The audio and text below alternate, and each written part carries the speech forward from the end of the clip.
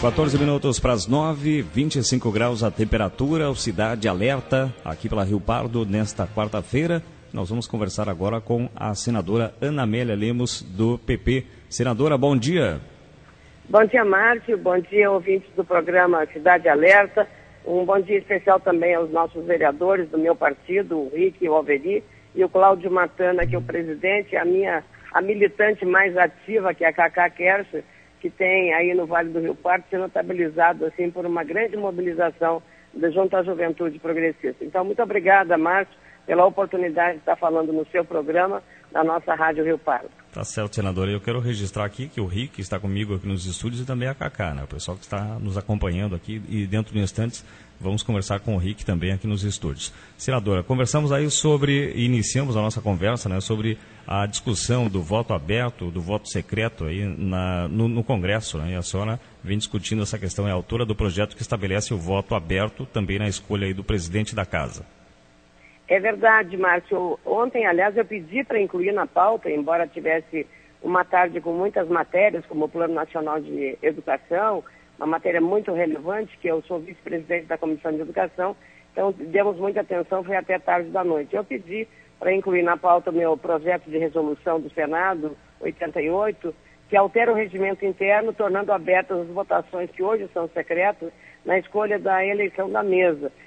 Mas não foi incluído, essa é uma matéria muito, digamos que tem choque de interesses muito grandes entre os maiores partidos, especialmente aqueles que têm o poder de, pelos números de parlamentares que contam, de fazer a indicação dos nomes para compor a mesa do Senado Federal ou também da Câmara.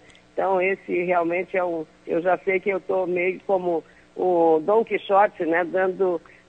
como é que se diz, jogando contra o vento e dando murro em ponta de faca, como a gente fala aí no Rio Grande, não é, Marcos? Então, mas sabemos da dificuldade, não vamos parar de trabalhar em relação a isso. Essas discussões, elas vão ser ampliadas aí para as assembleias e as câmaras, ou senadora?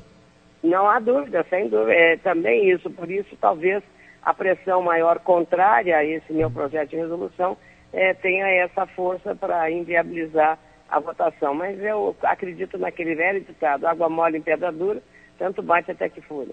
E ontem um dia bastante conturbado no Congresso também, com a aprovação aí do orçamento da União para 2014 e um mínimo de R$ 724. Esse orçamento, se o Congresso não vota, o orçamento ele não pode entrar em recesso. Está entrando em recesso hoje, então era necessário que fosse deliberado sobre o orçamento para o ano que vem. Muitas coisas importantes foram cortadas em função das dificuldades financeiras que o Estado está. Então, às vezes, mesmo uma obra que você faça a provisão botando verba, mas se ela não for aprovada nos planos específicos, em qualquer área do governo, seja saneamento, seja área do Poder Judiciário, as varas de Justiça Federal, e assim sucessivamente, você precisa fazer as duas coisas. Fazer a projeção no orçamento e também fazer o projeto tramitar juntamente no Congresso Nacional, quando se trata, claro, de matéria que depende da deliberação do Congresso Nacional. Senadora, outro assunto e tem chamado bastante atenção e nossos agricultores estavam bastante apreensivos era com relação a emplacamento de tratores, e a Comissão da Agricultura do Senado aprovou o projeto que acabou desobrigando aí essa questão do emplacamento. É uma conquista aí para os produtores? Ele não foi ainda... digamos, definitivamente aprovado, porque precisa passar pela Comissão de Constituição e Justiça. Ele foi aprovado na Comissão de Agricultura e Reforma Agrária do Senado, com a minha relatoria, o deputado Alceu Moreira, que teve a feliz iniciativa de fazer um projeto desobrigando o emplacamento de tratores e máquinas agrícolas. O projeto de lei da Câmara 57 deste ano. Porque, veja só, Márcio, além de ser caro para o agricultor, dá uma mão de obra e uma perda de tempo. Mas você imagina pegar de uma granja uma máquina colheitadeira ou um trator, levar da granja até a sede aí do Detran em Rio Pardo para fazer o emplacamento e a vistoria. O tempo que vai perder para fazer isso e ainda o custo que isso representará nesse emplacamento. A estimativa do próprio autor, o deputado Alceu Moreira, de que a União estaria arrecadando em torno de 27 milhões de reais com esse emplacamento. Então, não há nenhuma razão para que o governo onere, sacrifique ainda mais a receita do agricultor, porque é o único produtor que não define o preço do produto dele. Quem define é o comprador, diferentemente de uma geladeira, de um automóvel, de qualquer bem, de uma televisão, que você entra na loja, o cara diz, é esse o preço. E aí o máximo que você faz é ir para outra loja, saber se na outra loja é um pouco menos. Mas você não vai definir o preço daquele produto. O agricultor não, o cara chega e diz, eu vou pagar tanto pelo saco de arroz, eu vou pagar tanto pelo saco de soja. E aí você fica na dependência do comprador. Então, veja só, é uma situação de muita fragilidade dos nossos agricultores. Então, essa é uma despesa adicional que o agricultor teria, que varia entre 500 a R$1.000 por máquina agrícola. Então, não há sentido mesmo. Então, foi muito feliz o deputado Alceu Moreira. Eu fui relator, aprovamos na comissão. Agora ele depende de uma aprovação terminativa na Comissão de Constituição e Justiça do Senado Federal. E uma medida meramente arrecadatória, porque muitas dessas máquinas e implementos agrícolas dificilmente vão sair das suas propriedades, né, senadora? Essa é a lógica, Márcio. Você bateu a charada, é exatamente isso. E se você considerar, eventualmente, digamos que fosse assim, muitas máquinas envolvidas com acidente de trânsito, mas não tem, você não nota, você não tem na estatística, a estatística é automóveis, ônibus e caminhões, automóveis, ônibus e caminhões.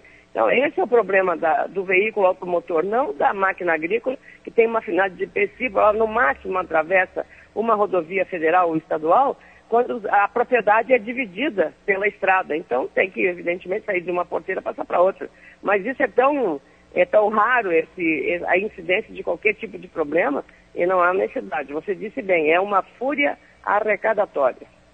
Infelizmente, então ainda ele passa por outras ações tem ainda. Tem mais uma comissão. Eu mantive como estava, para não ter que, se volta para a Câmara, ele do jeito que está, ele tem maior rapidez. Ele tem que ser submetido à Câmara e voltar para a Câmara, porque é a casa de origem. E aí, então, em caráter terminativo, ficará na Comissão de Constituição e Justiça do Senado. Aí ele volta para a Câmara. Depois ainda volta para o plenário. Se não for modificado, ele automaticamente está aprovado. Tá certo. Senadora, recentemente a lei foi sancionada, uma lei da senadora Ana Amélia, sancionada pela presidente Dilma Rousseff. A lei prevê que os planos de saúde tenham que pagar o tratamento do câncer com remédios de uso oral na casa do paciente. Hoje são mais de 1.100.000 pacientes beneficiados com essa lei. Gostaria que falasse a respeito desta lei, senadora. Olha, Márcio, desde o início do meu mandato, esse foi o projeto mais importante, não só pelo alcance social dos pacientes portadores de câncer que têm plano de saúde, mas também do ponto de vista legislativo. Normalmente, projetos que têm muito conflito de interesses, como é este, ele demora muito tempo e a gente conseguiu vencer todas as barreiras num esforço que teve o presidente da Comissão de Assuntos Sociais do Senado, Valdemir Moca, que é do Mato Grosso do Sul. Também na Câmara, eu fui para a Câmara, pedi o apoio do deputado Marco Maia, dos relatores, do deputado Regufe, que é aqui do Distrito Federal, da deputada Jandira Fegari, que é do Rio de Janeiro, o deputado Benzoini, que foi na CCJ, e conseguimos aprovar o projeto em tempo recorde. O projeto entrou no final de 2011, e em 2013 ele é não só aprovado nas duas casas, ele saiu do Senado, foi à Câmara e voltou para o Senado. Não só aconteceu isso em 2 anos e pouco, mas a própria presidente da República já sancionou a minha lei e ela entra em vigor em maio do ano que vem. Então, veja só, isso é um feito que foi até registrado no plenário do Senado por alguns senadores, mostrando que a gente, quando tem vontade política, as coisas acontecem, não é, Márcio? E mostrando também uma vitória aí sobre os todos poderosos planos de saúde do país, senadora. Pois Márcio, você lembra bem, a gente quando fiz o projeto, quando eu faço um projeto, eu não tenho nenhum objetivo de criar qualquer problema a qualquer setor. Eu quero que as coisas funcionem, até porque se você cria um problema da saúde financeira dos planos, acaba prejudicando o próprio contratante, o próprio consumidor de plano de saúde, não é mesmo? Que vai criar um problema e ele não vai honrar os compromissos. Um médico lá da Unicamp, em São Paulo, fez um levantamento para ver o custo compartilhado desse medicamento, que de fato é um medicamento caro, a quimioterapia oral. E ele fez um custo que daria assim, um valor bastante pequeno repartido com os planos de saúde. Então, mas o que também a própria indústria farmacêutica precisa na massificação do consumo desses medicamentos de uso oral, que não é aquela quimioterapia convencional, que você tem que ir para uma clínica, fazer uma invasão, né, uma coisa invasiva, com um procedimento convencional ou num hospital. Você, em casa, com a família, você toma o medicamento, que é um comprimido, e você pode ter o tratamento com a mesma eficácia de uma quimioterapia convencional. Então, eu acho que sobre todos esses aspectos ele é importante. Do ponto de vista econômico, que não vai dar um custo adicional para os planos de saúde, para o paciente em relação à vida e também para a sociedade que está tendo problemas sérios em relação à saúde. O que chama a atenção é o grande número, né? O número expressivo de casos, né, de câncer no país, né, senadora? É verdade, você tem razão, Márcio. E a própria ANS, que é a Agência Nacional de Saúde, ela entrou com uma resolução. Só que resolução de uma agência como a ANS, ela pode cair num ano, em 6 meses. Uma lei não, uma lei ela digamos, perene e permanente. Então protege muito mais o usuário e o consumidor. Bom, senadora, a senhora vem acompanhando a questão e esse problema envolvendo a Emater Ascar do Rio Grande do Sul e que pode ser obrigada a interromper as suas atividades, né, prestadas ao produtor rural de todo o estado do Rio Grande do Sul em função da questão aí da perda do título de filantropia da entidade. Pois mas eu acompanhei a última audiência com a ministra da área da assistência social do governo, e Tereza Campelo, junto com o presidente da Ascar Emater, Lino de Davi, e nós vimos, ela mostrou exatamente com o secretário da Reforma Agrária no Rio Grande do Sul, o secretário Pavan, e foi mostrado exatamente as dificuldades financeiras de cumprimento da lei. Mas a minha preocupação maior é que isso, se mantida a decisão da Justiça, vai prejudicar 250 mil famílias de pequenos agricultores, pescadores artesanais, assentados, comunidades indígenas e até quilombolas, que são atendidos pela Ascar Emater. Então, veja só, é muito complicado. Todo o patrimônio da Ascar Emater não seria suficiente para arcar com a dívida que a Previdência Social calcula em relação ao fato de a Emater Ascar ter perdido a condição de filantrópica. Então, essa revogação do direito da imunidade tributária em relação à Previdência é o maior problema que tem a ser resolvido. Não sei como esse impasse poderá sair no ano de 2014. A pressão da bancada, toda a bancada federal tem ajudado muito, toda a direção, a Ascar Emater sabe disso, como a gente tem ajudado aí nessa reunião que nós tivemos, inclusive, estava presente lá o deputado Elvino Bongazzi e o deputado Afonso Ram, que é do meu partido e que é muito ligado, porque foi até dirigente da Emater no Rio Grande do Sul. Então, nós estamos dando acompanhamento político e tudo que for possível, estiver ao nosso alcance, nós faremos para salvar a Ascar Emater. Senadora, bom dia. Aqui é o vereador Rick, PP de Rio Pardo. Como é que vai a senhora? Tudo bem? Tudo bem, Rick? Tudo bem. Eu e a Carolina, nós estamos acompanhando o trabalho da senhora. Ela entrou em contato com a assessoria de imprensa da senhora. Nós gostaríamos de agradecer o trabalho que a senhora tem feito por Rio Pardo. Nós que sempre entramos em contato com o gabinete da senhora, com o Marco Aurélio, com o pessoal, com a gurizada lá. Nós somos sempre muito bem atendidos. Nós gostaríamos, então, de estar agradecendo o trabalho que a senhora vem fazendo pelo nosso PP, nós que somos do Partido Progressista aqui de Rio Pardo, da terra da senhora, né, tia? Então, a senhora é uma fonte de inspiração para nós. Nós vamos trabalhar muito aí para que o nosso partido continue crescendo cada vez mais. Esperamos que o ano que vem seja um ano de muitas vitórias, de muitas alegrias, de muita paz, de muita saúde. Então, senadora, um abraço para a senhora, tudo de bom, e estamos sempre acompanhando o trabalho da senhora aqui, conte sempre com o PP aqui de Rio Pardo. Muito obrigada, Rick, mas obrigada ao Márcio por ter permitido esse contato com vocês aí, e eu queria também agradecer muito, e o meu gabinete é um gabinete do Rio Grande do Sul, então eu não faço nenhuma distinção se ele é do PT, do PMDB, do PDT, do Democrata, do PSDB, do PTB, do PSD, de todos os partidos que nós estamos ou não estamos aliados, mas todos os partidos têm acesso direto ao meu gabinete sem qualquer tipo de discriminação. Eu acho que política se faz dessa maneira, até porque um senador que se elege majoritariamente na eleição, ele tem a obrigação de dar esse atendimento. Eu agradeço muito, sobretudo, a referência ao atendimento que o meu gabinete, da minha equipe, é uma equipe muito comprometida com as questões relacionadas ao nosso Estado. Então, eu fico muito grata com esse gesto. E dizer que eu vou fazer uma visita à minha terra, né? Minha terra por adoção. Minha terra é Lagoa Vermelha, mas por adoção afetiva. Meu marido é de Rio Pardo, Otávio Mar Cardoso, foi vereador em Rio Pardo. Ele tinha um grande carinho pela terra dele.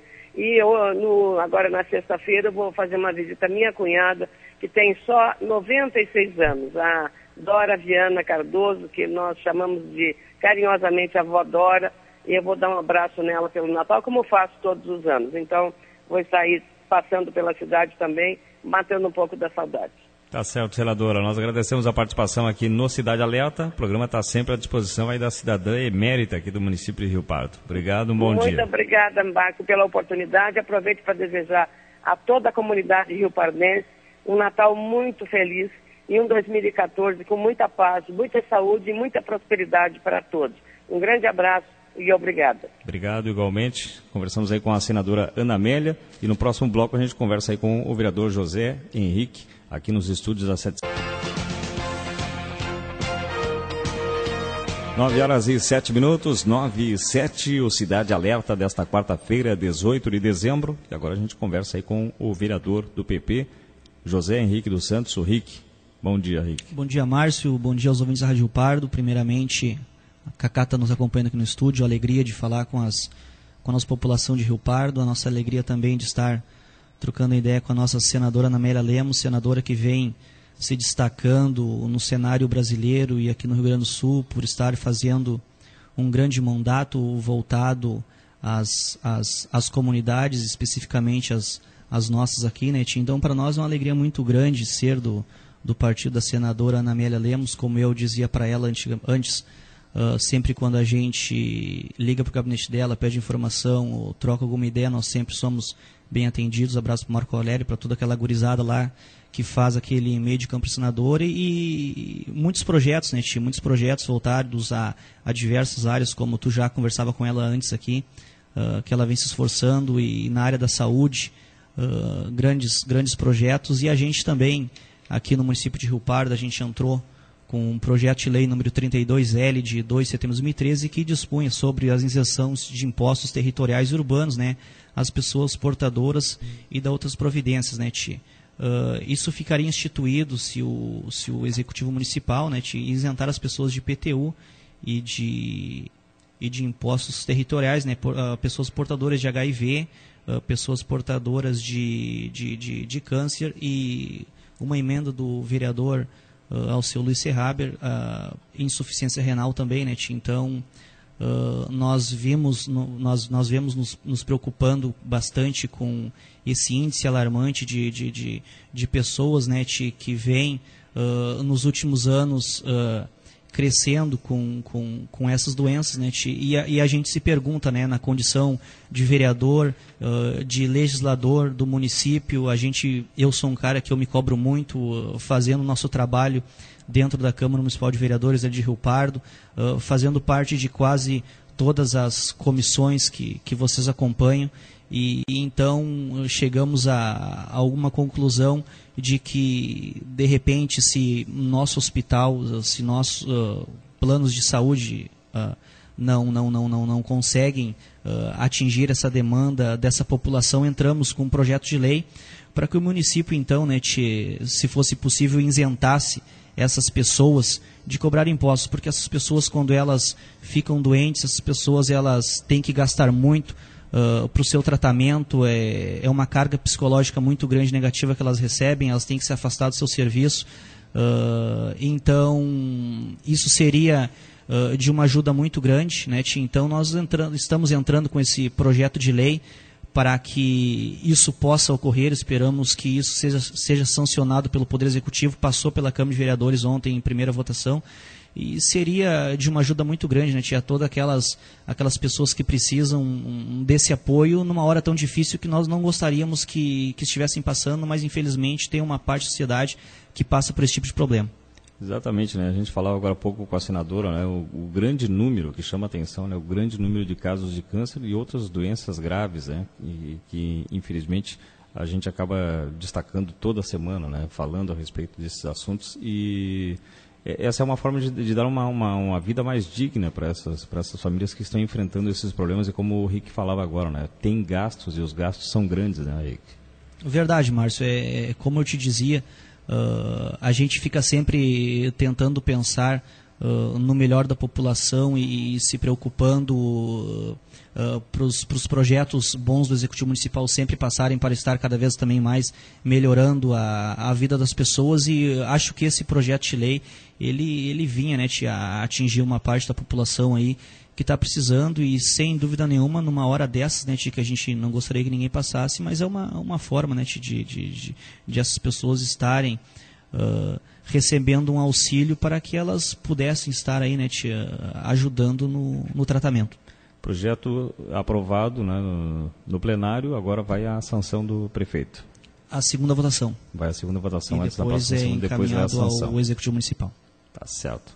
Obrigado, Rick, pela participação, obrigado pela Cacá também aqui nos estúdios. Bom dia para vocês, o Cidade Alerta está sempre à disposição. Márcio, a gente gostaria de agradecer a gente que sempre quando vem aqui no teu programa, nós sempre somos muito bem recebidos, e um abraço a toda a população de Rio Pardo aí.